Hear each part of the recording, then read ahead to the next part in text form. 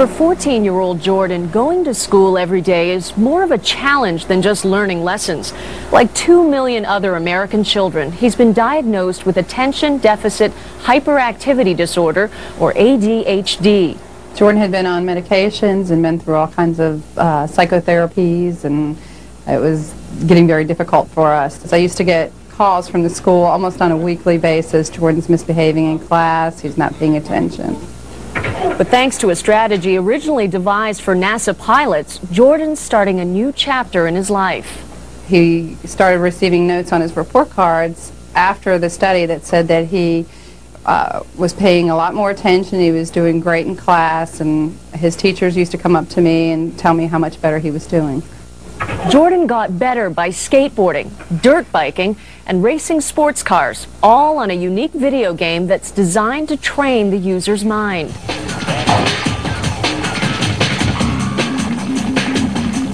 The real world can be overwhelming to kids with ADHD. Caught in a private whirl of sights and sounds, they're easily distracted and have trouble keeping their attention on one task. Stimulants like Ritalin can help, but leave many kids feeling anxious and jittery. Some parents have turned to biofeedback, an alternative treatment introduced in the 1970s. Biofeedback is essentially a method to show you what is going on in your body so that you can learn to control it voluntarily. Brainwave biofeedback is one type of biofeedback. It teaches you to control your brainwave activity, to amplify certain brainwave frequencies and suppress others, and that changes the functioning of the brain in a more healthful way. Everyone's brain generates electrical waves that repeat from 1 to 40 times each second. People who are concentrating create more frequent waves than people who aren't. In traditional methods of teaching biofeedback, the patient watched his own brain waves being displayed on a monitor and then focused on speeding them up. But several obstacles have kept this therapy away from kids with ADHD.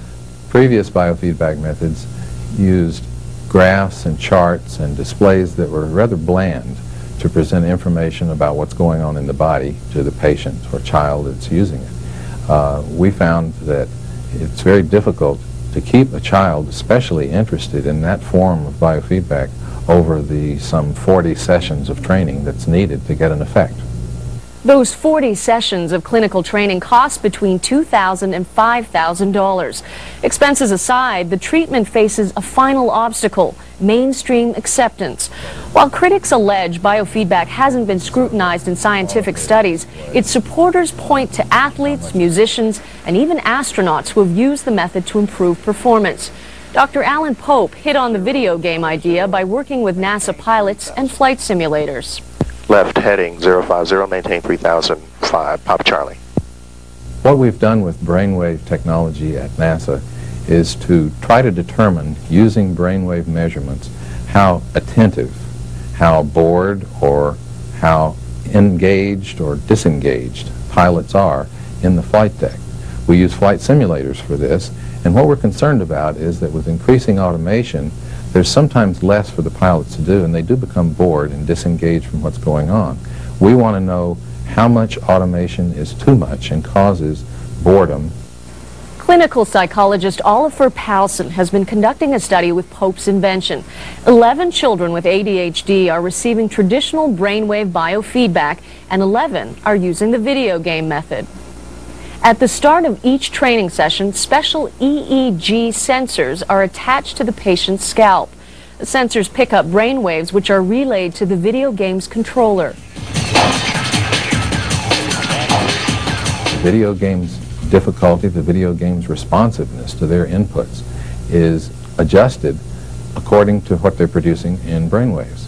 As they produce brainwaves that indicate more attention and more engagement in what's going on, the video game becomes easier. The controller that they're operating becomes more responsive. When children produce the most desirable brainwaves, the skateboarder in the game speeds up, encouraging them to keep concentrating. Although a few researchers experimented with video games in the early 90s, the basic screen displays didn't command rapt attention.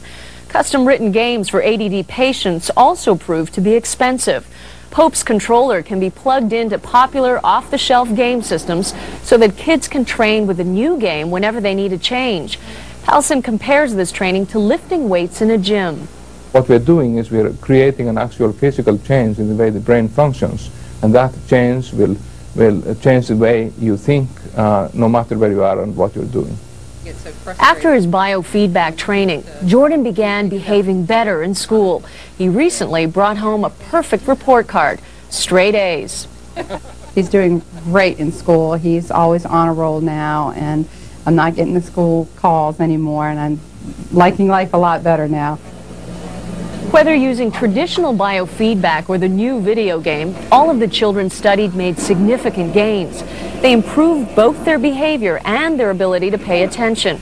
But the kids who used video games were far more eager to show up at the clinic. The children are very enthusiastic about the treatment, and some of them have been very disappointed to miss sessions. So here we have a method that is appealing enough for the children to want to continue spontaneously to do this type of training.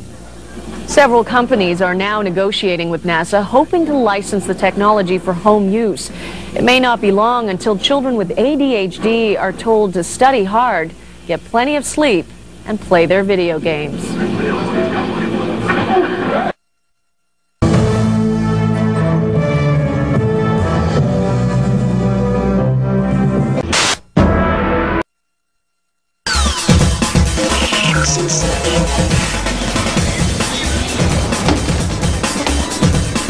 Hello and welcome to Extended Play from Metreon in San Francisco. I'm Adam Sessler. And I'm Kate Patello. Now, we all might joke from time to time that gamers have classically short attention spans. But what if games could actually help you focus? Recent studies at NASA have actually found a link between developing concentration skills and gaming. This research could mean a lot to people with attention deficit disorder. Dude. Oh, yeah. Can video games help you concentrate and relax? NASA scientists seem to think so. NASA Langley Research in Hampton, Virginia completed a new study last year. The experiment used video games to help kids with attention deficit hyperactivity disorder, or ADHD. Attention deficit disorder is associated with problems with paying attention. Often there is also a hyperactivity problem. There is difficulty completing tasks. The study used a form of biofeedback technology that has been around for years. Most recently, it's been used to train pilots. The video game biofeedback idea came out of our research in flight deck human factors. We were interested in the problem of pilots becoming disengaged, uninvolved with what's going on. It occurred to us the simulator could be replaced by a video game, because simulators are essentially very sophisticated video games. Patients in the study were hooked up to biofeedback devices that monitored their brain waves as they played video games. The way the video game biofeedback system works is that a child who's playing a video game is also connected to brainwave monitors.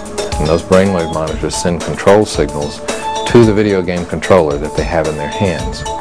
The signal that comes from the brainwave processing equipment influences the controller by making it more or less responsive, giving the player control over steering or taking it away. The games that we found this works best with are games that have a smooth forward flow, like racing games, car racing, skateboard racing, those kinds of things. You have to have total control over the character, or the other people that you're racing are going to beat you.